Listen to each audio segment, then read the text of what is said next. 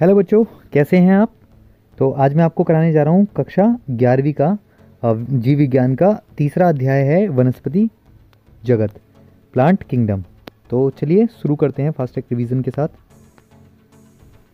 तो पादप जो जगत है उसके अंतर्गत उन शैवालों को जैसे डायएटम, डायनोफ्लैजिलेट्स, कवकों को छोड़कर जो मोनेरा और प्रोटिस्टा और व कवक जगतों में रखे गए हैं, इनमें वे सभी जीव आते हैं जिन्हें पादप कहते हैं और ये प्रकाश संश्लेषी बहुकोशिकीय होते हैं।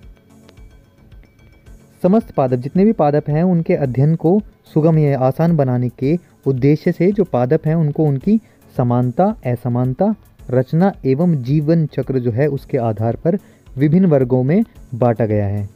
पादपों को विभिन्न वनस्पति विज्ञान के वैज्ञानिकों ने पादप संरचना तथा विकास क्रम आदि को आधार मानकर इन्हें विभिन्न समूहों में वर्गीकृत या अलग किया गया है।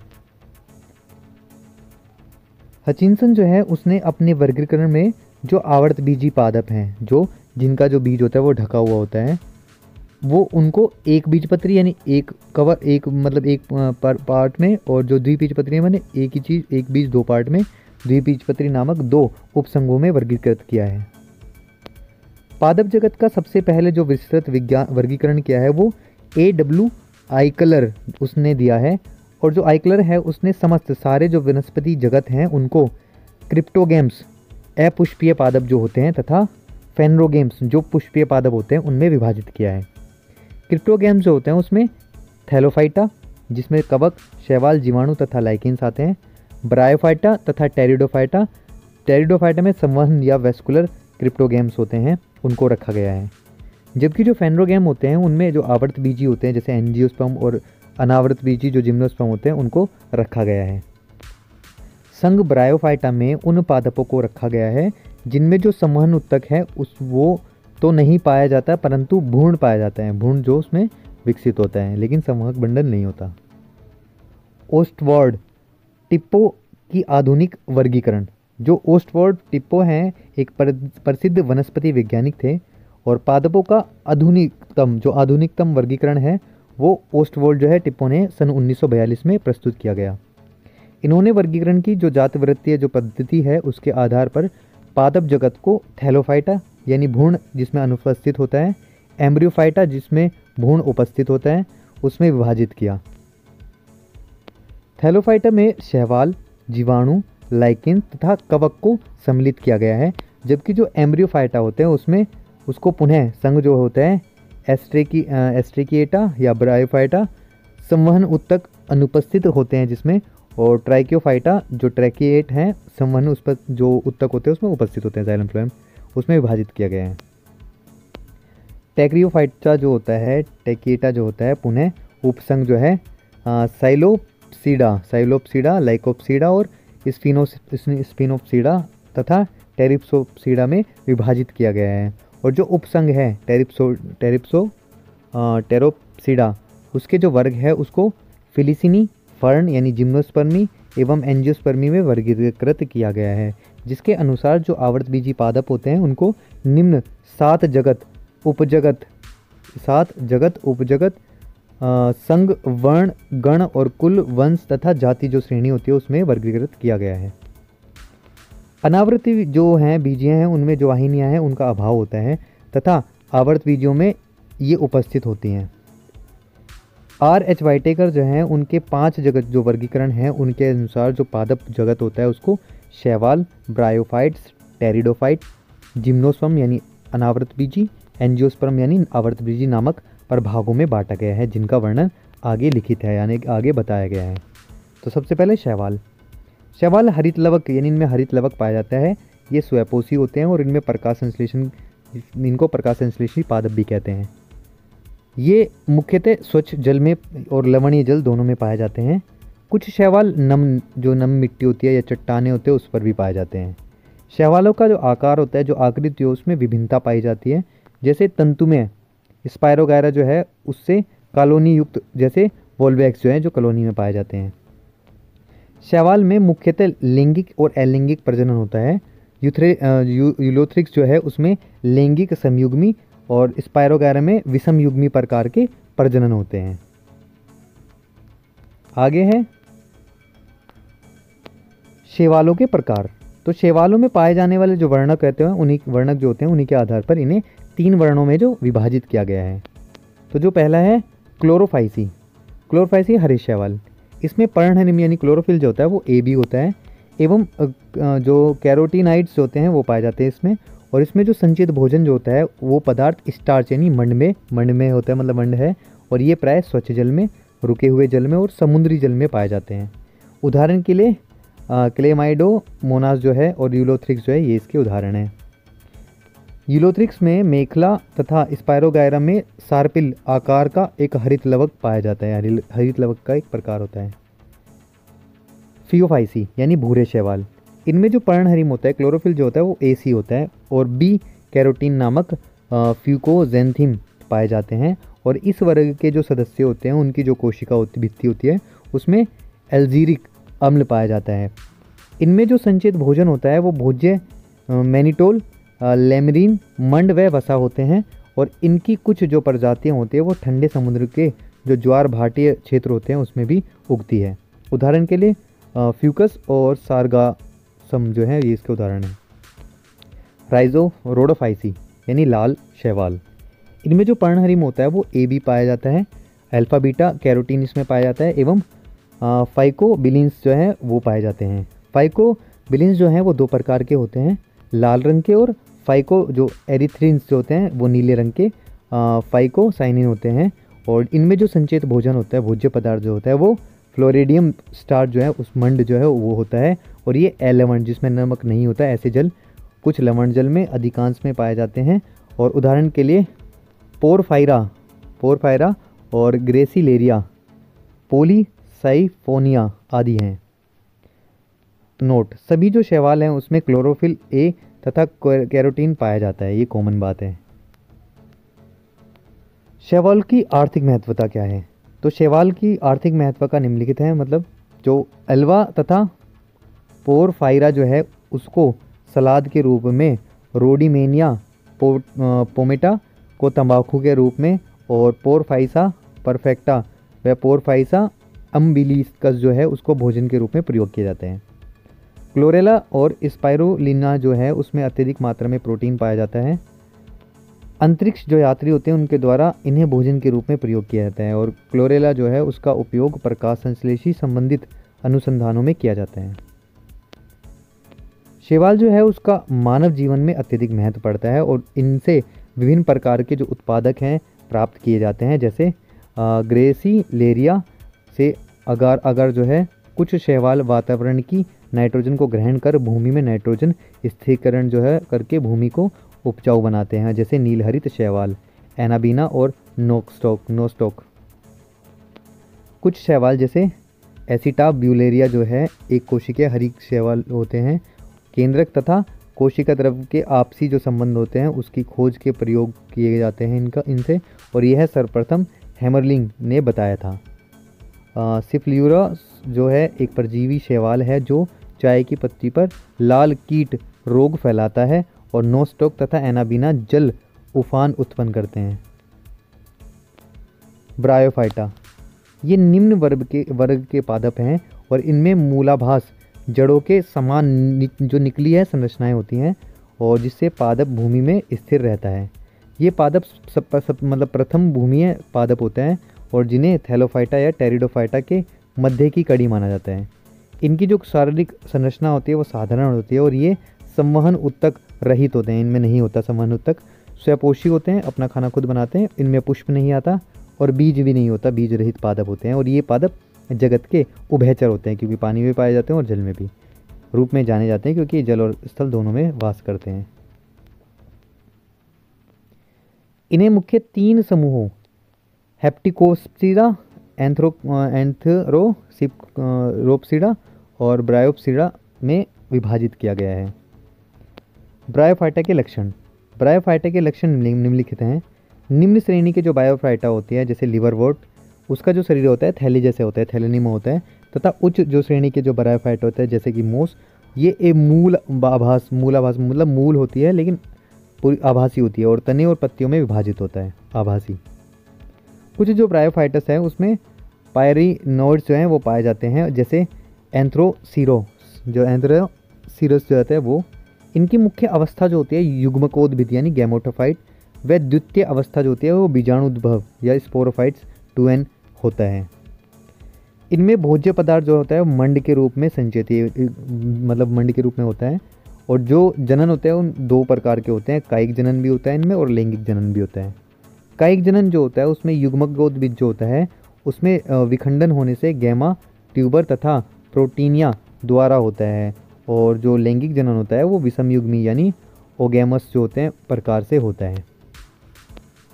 इनकी जो बीजाणुद्भव अवस्था होती है उसमें कैप्सूल होता है और जिनमें जो दंत होते हैं उसके समान परिमुख पेरिस्टोम जो होते हैं वो पाए जाते हैं, जो आर्द्रताग्राही हाइग्रोस्कोपिक होते हैं और तथा जो बीजाणु होते हैं उसके स्फुटन में सहायता करते हैं। परिमुख में 32 दांत पाए जाते हैं जो 2 वल्लकों में स्थित होते हैं और प्रत्येक वल्य जो होता है उसमें 16 दांत होते हैं। इनमें जो पीढ़ी के बीच एकांतर होता है वो पाया जाता है, जिसमें युग्मकोद्भिद जो होता है वो पीढ़ी प्रभावी होते हैं। ब्रायोफाइटा का आर्थिक महत्व। ब्रायोफाइटा के जो आर्थिक महत्व निम्नलिखित हैं। जल को अवशोषण गुण के कारण मोस जो है उसका प्रयोग रोपण में किया जाता है। ये भूमि अपवर्तन को रोकते हैं। स्फेगनम जो है उसका प्रयोग ईंधन के रूप में मिट्टी को उपजाऊ बनाने में, पैकिंग करने में तथा मरहम पट्टी के रूप में किया जाता है। मोस के जो पादप होते हैं वो मखमल चादर के रूप में होते हैं, अतः उद्यानों में इनका प्रयोग होता है। कुछ ब्रायोफाइटस पादप जो होते हैं वो जंतुओं के खाने के काम भी आते हैं और ये पादप अनुक्रमण में महत्वपूर्ण स्थान रखते हैं। बीजाणुद्भव की कोशिकाओं में द्विगुणित जो होता है युग्मकोद्भिद जैसी संरचनाएं पाई जाती हैं। रचना बनाने को अपबीजाणु तथा क्रिया को अपबीजाणु भी कहते हैं और ये जो मोश होता है उसमें दिखाई देती हैं। बक्स बोमिया एक मृतोपजीवी ब्रायोफाइटा है, यानी मरे हुए जीव को खाता है। टेरिडोफाइटा ये क्या होते हैं? बीज रहित संवहन पादप होते हैं। इनमें बीज नहीं होता और संवहन होता है जिसमें बीज नहीं पाए जाते और प्रजनन जो होता है वह बीजाणु द्वारा होता है। ये नमी वाले स्थानों पर पाए जाते हैं, परंतु कुछ जो जलीय भी होते हैं इसमें।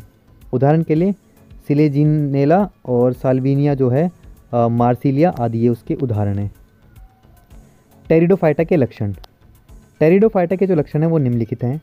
इनका शरीर जड़, तना और पत्तियों में विभाजित होता है। इनमें दारू यानी जाइलम तथा पोषवाहक पोषण ले जाने वाला फ्लोएम युक्त जो है संवहन बंडल पाए जाते हैं, इसलिए इन्हें संवहनी क्रिप्टोगैम कहा जाता है। इनमें जो रंभ होता है, स्टेल जो होता है वो भी पाया जाता है और इनसे संबंधित जो विचारधारा है वोन टिगम जो है एवं डोलिट द्वारा इसको प्रस्तुत किया गया था। इनकी जो मुख्य अवस्था है वो बीजाणुद्भव यानी 2n होती है तथा द्वितीय अथवा युग्मकोद्भिद n जो है युग्मकोद्भिद पादप का विकास प्रोथैलस जो है उसके रूप में होता है। नर प्रजनन अंग जो होता है उसको पुंधानी या एंथ्रेडियम कहा जाता है और मादा प्रजनन अंग को स्त्रीधानी या फिर आर्केगोनियम कहते हैं और इसमें जो पीढ़ी होती है एकांतर में पाई जाती है। आगे है टेरिडोफाइटा का आर्थिक महत्व। टेरिडोफाइटा के जो आर्थिक महत्व है वो निम्नलिखित हैं। चारा, फोडर। टेरिडियम जो है वो घरेलू जानवरों के चारे के रूप में प्रयोग किया जाता है।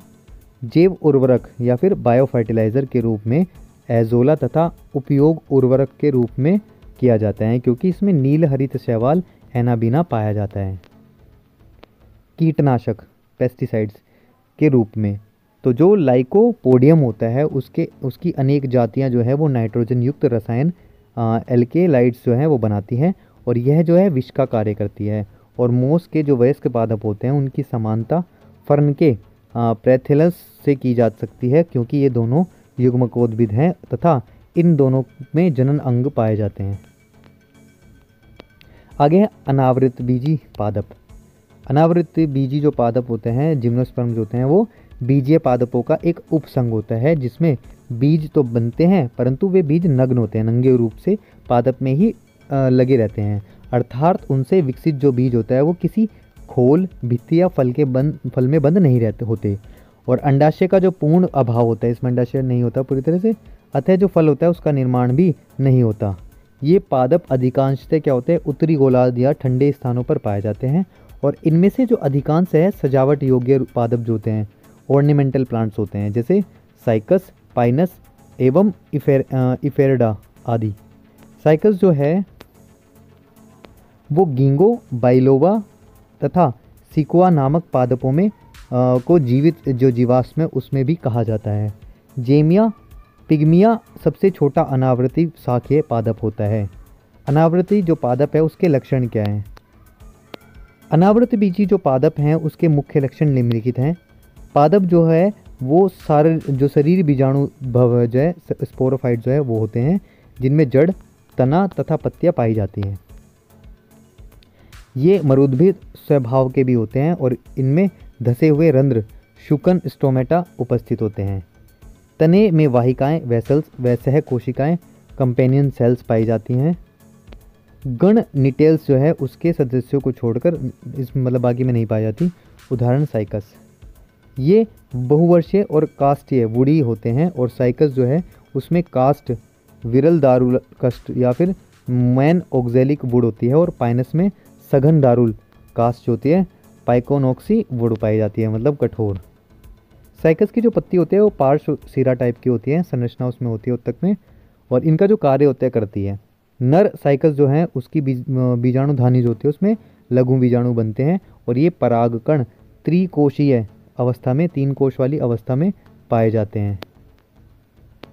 पादपों में जनन अंग रिप्रोडक्टिव ऑर्गन प्राय एक लिंगी जो शंकु के आकार या स्ट्रोबियस जो है उसके रूप में होते हैं और नर शंकु बहुत से सूक्ष्म बीजाणु पर्णों या फिर माइक्रोस्पोरोफाइल से मिलकर बनते हैं और मादा शंकु जो होती है वो अनेक दीर्घ बीजाणु पर्वों मेगा स्पोरोफाइल से मिलकर बनते हैं। सूक्ष्म जो बीजाणु पर्ण है उसमें सूक्ष्म बीजाणुधानी माइक्रो स्पोरोंजिया जो है वो परागधानियाँ पोलन सैक या तो घनी मुछ सोरी के रूप में होने लगती हैं, मतलब लगी होती हैं। और उदाहरण के लिए साइकस जो है प्रजातियों में केवल 2 रह जाती हैं। उदाहरण जो है पाइनस प्रजाति में। सूक्ष्म बीजाणु जो धानियाँ हैं उनकी पराग मार्त कोशिकाएं पोलन मदर सेल पराग कणों पोलन ग्रेन का निर्माण करती हैं जो अंकुरित होकर नर युग्मोद्भिद बनाते हैं। दीर्घ बीजाणु जो है उस पर उत्पन्न जो बीजाणु है उनके बीजांडकाय में उपस्थित एक दीर्घ बीजाणु मात्र कोशिका से 4 दीर्घ बीजाणु मेगास्पोर बनाते हैं, जिनमें केवल एक क्रियाशील रहता है और क्रियाशील दीर्घ बीजाणु के से मादा युग्मकोद्भिद का निर्माण होता है। परागकण वायु द्वारा होते हैं। परागण जो एक प्रक्रिया वो वायु द्वारा होती है। आगे है साइकस जो है सामान्य जड़ों के अतिरिक्त प्रवालाभ जड़ें जो होते हैं कोरेलोइड रूट में पाई जाती हैं। सामान्य जड़ों में शैवालीय क्षेत्र नहीं होता, जबकि जो प्रवालाभ होता है वो जड़ों में शैवालीय क्षेत्र पाया जाता है। उदाहरण के लिए जो साइकस होता है नोस्टोक तथा एनाबीना नामक नील हरित शैवाल इसमें पाए जाते हैं। इनकी जड़ों में सहजीवी कवक पाए जाते हैं जिसे माइकोराइजिया कहा जाता है। उदाहरण के लिए पाइनस। साइकस में परागकण चूसक पराग नलिका निर्माण करती है और ये पराग नलिका नर युग्मकों में को स्त्री धानी में स्थित जो अंड कोशिका है उसमें पहुंचा देती है, जो निषेचन करके युग्मणु है जाइगोट बनाते हैं। साइकस में सबसे बड़ा अंड जो होता है एग जो होता है पुमाणु एंथ्रोइड्स पाए जाते हैं। अनावृति बीजी पादपों का आर्थिक महत्व। अनावृति पादपों का आर्थिक महत्व निम्नलिखित है। भोज्य पदार्थों के लिए पादप जो है प्लांट फॉर फूड वैल्यूज़। जेमिया से मंड स्टार्च प्राप्त किया जाता है। साइकस से भी एक प्रकार का साबुदाना प्राप्त किया जाता है तथा चिलगोजा पाइनस जेरेंडिनिया जो है उसके बीज के भ्रूण पोष जो है एंडोस्पर्म जो है एंडोस्पर्म में या भ्रूण जो एम्ब्रियो है वो खाए जाते हैं। गीगो बाइलोबा साइकस के बीजों को भूनकर खाया जाता है। सजावटी पादप ऑर्नामेंट प्लांट। साइकस जो है पाइनस एरोकेरिया गीगो यूथा एबिस टेक्सेस क्रिप्टोमेरिया आदि पादप मकानों एवं उद्यानों में सजावट के लिए लगाए जाते हैं। कागज उद्योग में पेपर इंडस्ट्री। नीटम जो है एवं जो पाइनस है उसके कागज़ की जो लुगदी है पीका पाइसिया जो है उसकी लुगदी कागज़ की लुगदी एवं कागज़ बनाया जाता है। फर्नीचर के लिए लकड़ी, वुड और फर्नीचर। फर्नीचर के लिए जो पाइनस है वो वालीचीनिया, केल, पाइनस रॉक्सीबर्दी, एबिस फर, सीड्रस, देवदार, सिकुआ से लकड़ी प्राप्त होती है और जो दरवाजे, खिड़कियां एवं हल्के फर्नीचर बनाने में काम आती है। औषधि के रूप में मेडिसिन फॉर्म, एफेंड्रीन नामक औषधि जो होती है इफेड्रा पादप से प्राप्त की जाती है और साइकस जो है सिरसिनेलिसी लिस जो है पत्तियों के रस से उदर एवं त्वचा के रोगों का उपचार होता है। टेक्सस से टेक्सोल जो केसर होते हैं दवा बनाई जाती है और जो धूजा है उसकी पत्तियां बुखार एवं त्वचा रोग में काम आती हैं। अन्य लाभ, सूंगा की छाल से स्याही, पाइनस से तारपीन एवं जो तेल है अल्कोहल से आदि से प्राप्त होता है। आगे है जो बीरबल साहनी भारतीय जीवाश्म जो विज्ञान है उसके जनक कहे जाते हैं और उदाहरण और उन्होंने जुरासिक जो युग है उसके अनावृत्ति विशेषकर एक वर्ग जो है पेंटोजाइलिया पर शोध किया और उनके प्रयासों से सन 1946 में Birbal Sahni institute of polio botany Lucknow की स्थापना की।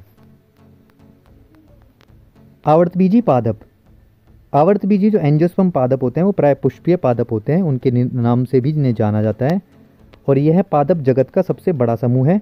आवर्तबीजी जो पादपों हैं उनको एक ऐसा समूह है जिसमें बीजांडे बीज खोखले अंडाशय के रूप में घिरे हुए रहते हैं और ये विभिन्न स्थानों पर पाए जाते हैं, जैसे धरातल से लगभग 6000 मीटर ऊंचे हिमालय, अंटार्कटिक तथा टुंड्रा। बेंथम एवं हुकर ने प्राकृतिक पद्धति के अनुसार आवर्तबीजी में द्विबीजपत्री एवं एक बीजपत्री में इसको विभक्त किया। एक बीजपत्री यानी मोनोकोटिलेडोन्स, उदाहरण के लिए मक्का, गेहूं आदि, और द्विबीजपत्री जो है डाइकोटिलेडोन्स है, उदाहरण के लिए चना, मूंगफली आदि। द्विबीजपत्री जो है वर्ग के 3 उपवर्गों पोलीपेप्टिल और गैमोपेटली तथा मोनोक्लेमाइडी में विभक्त किया गया है। आवर्तबीजी पादपों के लक्षण, आवर्तबीजी पादपों के जो लक्षण हैं वो निम्नलिखित हैं। मुख्य पादप बीजाणु द्विविध जो हैं वो होते हैं, स्पोरोफाइट्स होते हैं जो जड़, तना और पत्ती में विभाजित होते हैं। उत्तक तंत्र पूरी तरह इसमें विकसित होता है। इनका सबसे महत्वपूर्ण जो लक्षण होता है वो पुष्पों तथा फलों में उपस्थित होता है और जनन हेतु इन पादपों पर पुष्प उत्पन्न होते हैं। नर जनन अंग पुंकेसर तथा मादा जनन अंग जो होता है वो स्त्री केसर और पिस्टिलिया कार्पल कहलाता है। मादा युग्मकोद्भिद 7 से 8 कोशिकाएं का होता है और इनमें द्विनिषेचन यानी डबल फर्टिलाइजेशन होता है, जिसमें द्विगुणित जो युग्मक है वो डाइप्लोइड जाइगोट तथा त्रिगुणित जो भ्रूणपोष है वो ट्रिप्लोइड एंजियोस्पर्म बनाता है। इनमें संवहन उत्तक पाए जाते हैं। ये मृतोपजीवी, सहजीवी, स्वयंपोषी तथा परजीवी भी होते हैं। आवर्तबीजी पादपों की आर्थिक महत्वता, आवर्तबीजी पादपों का जो आर्थिक महत्व वो निम्नलिखित है।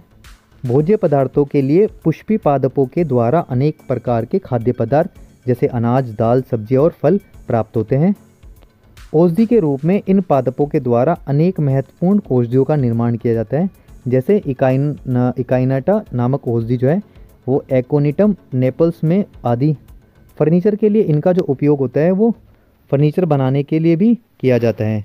आगे है अन्य उपयोग, मसालों के रूप में जैसे मिर्ची, लौंग, जीरा आदि पेय पदार्थ के निर्माण में तथा रेशों के रूप में भी इनका उपयोग किया जाता है। तो आई होप ये आपको समझ में आया हो। अगर कोई चीज़ ना समझ में आए तो प्लीज़ कमेंट करें और अगर ये वीडियो आपको अच्छी लगी तो प्लीज़ लाइक करें, शेयर करें, सब्सक्राइब करें, वेट करें मेरी नेक्स्ट वीडियो का जो बहुत जल्दी आने वाली है। तब तक के लिए बाय, धन्यवाद।